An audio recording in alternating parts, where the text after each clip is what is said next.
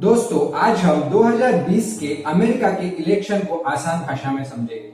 हमने election related almost सब topic cover किए। पूरा वीडियो जरूर देखिएगा। अगर टाइम ना हो तो आप डिस्क्रिप्शन में टाइम स्टैम्प्स देख सकते हैं, जहां पे हमने हर एक टॉपिक का टाइटल दिया हुआ है और उसकी टाइमिंग भी दी हुई है। तो आप वहां पे जाके उस पर क्लिक करके डायरेक्ट जो चाहे वो टॉपिक देख सकते हैं। लेकिन हम आपको ये सजेस्ट करेंगे कि वीडियो स्टार्ट से एंड तक देखें, तो आपको सब बातें क्लियर होगी। दोस्तों, दुनिया के सबसे ताकतवर देश के प्रेसिडेंट यूएस और यूएस के बाहर के लोगों के जीवन पर बड़ा प्रभाव डालता है। दोस्तों, यूएस का इलेक्शन टाइम फिक्स्ड होता है और वो है नवंबर के फर्स्ट मंडे के बाद का ट्यूसडे, और इस साल ये 3 नवंबर को आता है। अभी हम देखेंगे कि यूएस की डोमिनेंट पार्टीज कौन सी है। दोस्तों, सिर्फ 2 पार्टीज ने यूएस के पॉलिटिक्स को पूरी तरह से डोमिनेट किया है, इसलिए प्रेसिडेंट हमेशा इन दोनों पार्टीज में से ही होते हैं। ये 2 पार्टीज है, रिपब्लिकन पार्टी और democratic party. Republican party conservative political party है। 19th सेंचुरी से इनका सिंबल एलिफेंट रहा है। रिपब्लिकन पार्टी को जीओपी या ग्रैंड ओल्ड पार्टी इस नाम से भी जाना जाता है। ये पार्टी अमेरिका के रूरल पार्ट्स में बहुत ज्यादा स्ट्रॉन्ग है। इस इलेक्शन में उनका प्रेसिडेंशियल कैंडिडेट है डोनाल्ड ट्रंप। आपको बता दूं कि डोनाल्ड ट्रंप एक बिजनेसमैन थे। वो 2016 में डेमोक्रेटिक पार्टी के हिलरी क्लिंटन को हराकर पहली बार प्रेसिडेंट बने थे। वो इस इलेक्शन में सेकेंड टर्म के लिए लड़ रहे हैं। चुने जाने पर उनका सेकेंड टर्म शुरू करने वक्त की उम्र 74 होगी। उनके साथ वाइस प्रेसिडेंट के लिए लड़ रहे हैं Mike Pence, George W Bush, Ronald Reagan and Richard Nixon. ये फॉर्मर रिपब्लिकन प्रेसिडेंट्स थे। Democratic party liberal political party है। 19th सेंचुरी से इनका सिंबल डोंकी रहा है। यह पार्टी अमेरिका के अर्बन पार्ट्स में बहुत ज्यादा स्ट्रॉन्ग है। इस इलेक्शन में उनके प्रेसिडेंशियल कैंडिडेट है Joe Biden. Joe Biden experienced politician है और वो 8 सालों तक बराक ओबामा के साथ वाइस प्रेसिडेंट रहे। चुने जाने पर अपना टर्म शुरू करते वक्त उनकी एज 78 होगी और वो अमेरिका हिस्ट्री के सबसे ओल्डेस्ट फर्स्ट टर्म प्रेसिडेंट होंगे। उनके साथ वाइस प्रेसिडेंट के लिए लड़ रही है इंडियन ओरिजिन की कमला हैरिस। जॉन एफ कैनेडी और बराक ओबामा ये फॉर्मर डेमोक्रेटिक प्रेसिडेंट्स हैं। अभी हम देखेंगे इस साल अमेरिका में कौन से इलेक्शंस हैं। आप सबको मालूम होगा कि प्रेसिडेंट चुने जा रहे हैं, लेकिन वोटर्स कांग्रेस के लिए नए मेंबर्स भी सिलेक्ट करने वाली है। कांग्रेस ही यूएस गवर्नमेंट का पार्ट है जो लॉज बनाती है। जैसे हमारे यहाँ 2 हाउसेस है, लोकसभा और राज्यसभा, वैसे ही कांग्रेस के 2 चेंबर्स होते हैं। ये है the house of representatives and the senate. House के मेंबर्स का 2 साल का टर्म होता है और सीनेट के मेंबर्स का 6 इयर्स का टर्म होता है। हाउस में 435 सीट्स होती है जो हर स्टेट के पॉपुलेशन के बेसिस पर होती है, जबकि सीनेट में हर 50 सीट से 2 सीट यानी कि टोटल 100 सीट्स होती है। सीनेट के मेंबर्स 3 अलग ग्रुप्स में चुने जाते हैं। इसका मतलब यह है कि हर 2 साल में 1/3 या 1/3 प्लस 1 सीनेट सीट्स पर इलेक्शन होते हैं। इस साल हाउस के सारे 435 सीट्स पर और सीनेट के 1/3 दैट इज 33 सीट्स पर इलेक्शन हो रहे हैं। चलो अभी वापस हम बात करते हैं प्रेसिडेंशियल इलेक्शन की। यूएस प्रेसिडेंशियल कैंडिडेट की रिक्वायरमेंट्स क्या क्या है। तो यूएस कॉन्स्टिट्यूशन के हिसाब से प्रेसिडेंशियल कैंडिडेट बनने के लिए 3 रिक्वायरमेंट्स होती है। वो है कैंडिडेट्स को होना चाहिए number 1 at least 35 years old, number 2 a natural born citizen of the United state, number 3 A resident of United state for 14 years. अभी हम देखेंगे कि यूएस प्रेसिडेंट बनने के स्टेप्स क्या क्या है। तो सारे रिक्वायरमेंट सेटिस्फाई करने पर प्रेसिडेंट बनने के लिए कैंडिडेट को 4 स्टेप से गुजरना पड़ता है। वो ये है। Step number 1 primaries and caucuses. हर पार्टी में से बहुत से लोग ऐसे होते हैं जो प्रेसिडेंट बनना चाहते हैं, लेकिन इन सभी लोगों में से पार्टी की तरफ से एक नॉमिनी चुनने के लिए प्राइमरीज और कैकसस ऑर्गेनाइज किए जाते हैं। इनका डिफरेंसेस जान लेते हैं। प्राइमरीज ये स्टेट गवर्नमेंट द्वारा कंडक्ट किए जाने वाले इलेक्शंस है। इसमें वोटर्स पोलिंग प्लेस आते हैं और वोटिंग के लिए सीक्रेट बैलेट्स का इस्तेमाल होता है। कुछ स्टेट्स में क्लोज और कुछ में ओपन प्राइमरी इलेक्शंस होते हैं। क्लोज प्राइमरी इलेक्शन में सिर्फ उस पार्टी के डिक्लेयर्ड वोटर्स ही वोट कर सकते हैं, जबकि ओपन प्राइमरी इलेक्शन में कोई भी वोट कर सकता है irrespective of party affiliation. Caucuses state political parties caucus organise करती है। कैकस में पार्टी मेंबर्स डिस्कशन और वोटिंग से बेस्ट कैंडिडेट चुनती है। ये कम्युनिटी इवेंट्स होता है जिसमें पार्टिसिपेंट्स पब्लिकली वोट करते हैं। Step number 2, national convention. हर पार्टी अपने प्रेसिडेंशियल नॉमिनी के सिलेक्शन को फाइनलाइज करने के लिए नेशनल कन्वेंशन होल्ड करती है। अगर आप सोच रहे हैं कि नॉमिनी प्राइमरी और कैकस से सिलेक्ट होते हैं, फिर ये नेशनल कन्वेंशन की क्या जरूरत है? तो इसका कारण ये है कि कन्वेंशन हर पार्टी को अपने नॉमिनी को प्रमोट करने का और अपोजिशन से उनके डिफरेंसेस डिफाइन करने की अपॉर्चुनिटी देता है।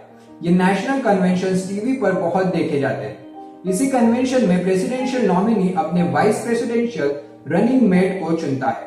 आपको यहाँ ये बता दें कि कमला हैरिस स्टेप 1 में बिडेन के खिलाफ एज अ प्रेसिडेंशियल कैंडिडेट खड़ी थी, लेकिन बिडेन स्टेप 1 जीत गए और फिर नेशनल कन्वेंशन में उन्होंने कमला को वाइस प्रेसिडेंट के लिए चुना। Number 3, general election. Presidential candidate लोगों का सपोर्ट जीतने के लिए देश भर कैंपेन करते हैं। 18 या उससे ज्यादा साल के यूएस सिटीजन्स वोट करने के लिए एलिजिबल होते हैं। वोटिंग पोलिंग बूथ पर जाकर या पोस्टल बैलेट से की जा सकती है। कुछ यूएस एस्ट्रोनॉट स्पेस से भी वोट करने वाले हैं। इस साल कोरोना वायरस की वजह से पोस्टल बैलेट्स को पिछले साल से ज्यादा इस्तेमाल होने के चांसेस है। ट्रंप ने इससे वोटर फ्रॉड की चिंता जताई है। हालांकि ऐसे कोई बड़े सबूत नहीं है। 2016 में 24 करोड़ 50 लाख एलिजिबल वोटर्स थे, लेकिन इनमें से 14 करोड़ से भी कम लोगों ने वोटिंग की थी।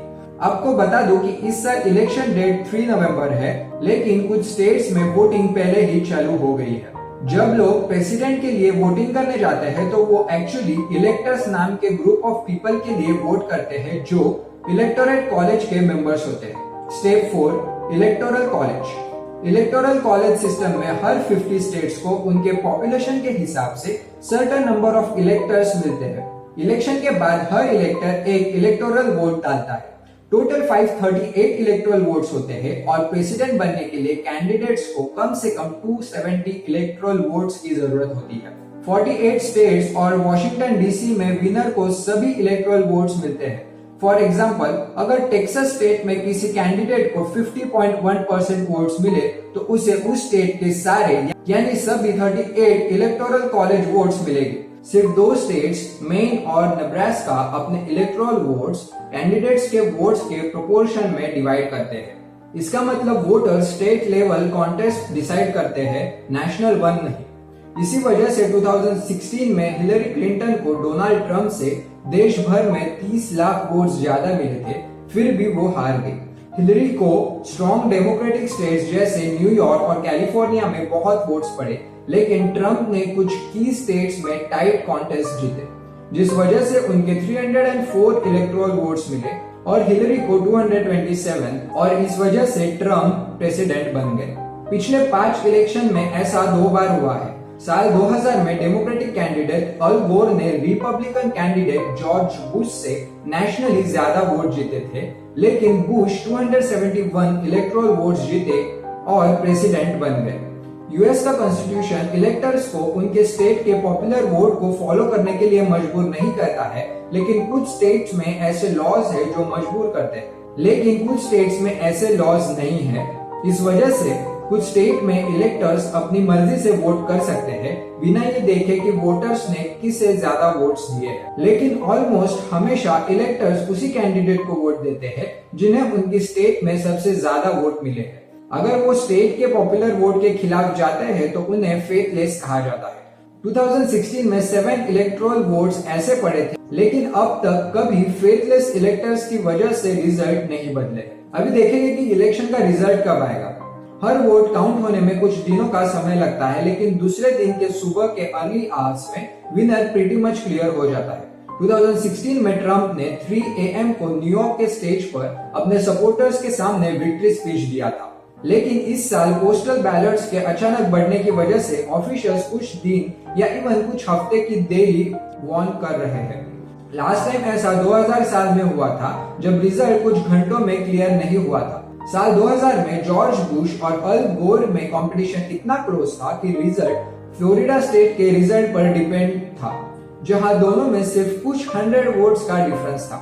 रिकाउंट के लिए हफ्तों तक लीगल बैटल चली, लेकिन एक महीने बाद सुप्रीम कोर्ट ने फैसला सुनाया जिसमें जॉर्ज बुश फ्लोरिडा स्टेट जीत गए और उन्हें फ्लोरिडा की सारी 25 इलेक्टोरल वोट्स मिले, जिससे उन्हें टोटल 271 इलेक्टोरल वोट्स मिले और इलेक्शन में एक महीने बाद देश भर में ज्यादा सीट जीतने के बावजूद अल गोर ने हार मान ली। इस बार अगर ट्रंप हारते हैं तो चांसेस है कि वो रिजल्ट एक्सेप्ट ना करे और लीगल बैटल शुरू हो जाए, जिससे फाइनल रिजल्ट एक्सेप्ट होने में थोड़ा टाइम लगेगा। फाइनली हम देखेंगे कि विनर ऑफिस कभी संभालता है। अगर जो बिडेन इलेक्शन जीते तो वो तुरंत ट्रंप को रिप्लेस नहीं करेगा, क्योंकि नए लीडर को कैबिनेट मिनिस्टर अपॉइंट करने और प्लान बनाने के लिए एक सेट ट्रांजिशन पीरियड मिलता है। नया लीडर 20 जनवरी को इनॉग्रेशन सेरेमनी में शपथ लेता है। ये सेरेमनी वॉशिंगटन डीसी के कैपिटल बिल्डिंग के स्टेप्स पर होती है। इस सेरेमनी के बाद नया प्रेसिडेंट व्हाइट हाउस जाता है और अपना 4 ईयर टर्म शुरू करता है। तो दोस्तों, आपको ये वीडियो कैसा लगा ये आपको हम कमेंट सेक्शन में जरूर बताना, और अगर वीडियो अच्छा लगा हो तो लाइक करो और जितना हो सके उतना शेयर जरूर करना, और हाँ, फाइनली चैनल को सब्सक्राइब करना मत भूलो। Thank you so much, have a nice day.